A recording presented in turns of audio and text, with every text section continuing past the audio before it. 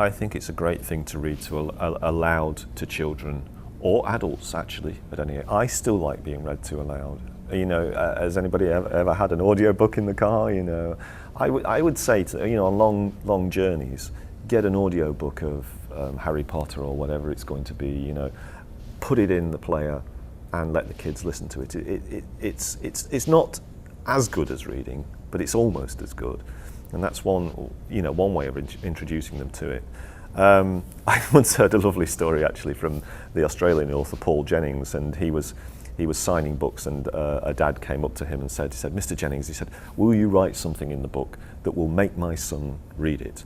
And he said, "Sure," you know, and he wrote that, and he said, "Dear Simon, your dad will pay you $50 if you read this book," you know, kind of thing, which I thought was great. So bribery is very good, moms and dads of America.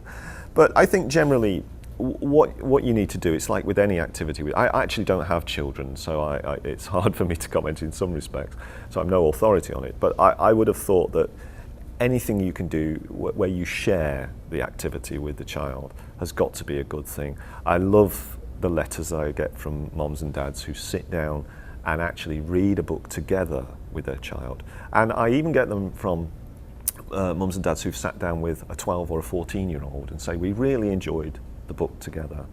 I think that's a terrific thing to do. And what's nice about writing a series is that when a child gets into a series and they identify with a character, they can then go on and read, you know, 3, 4, 5 books, whatever. And then of course they'll drive me mad. They'll read Darkfire or something in a day, and the next thing they're on the computer, when's the next one coming? You know, sort of thing. So I would say to moms and dads, read the book yourself, have a look at it yourself, find out what it is. You know, that if it gets you interested, then there's a very good chance that it is going to get your child interested. You know, there's no harm if a child just wants to read books about a certain subject, say ponies or whatever.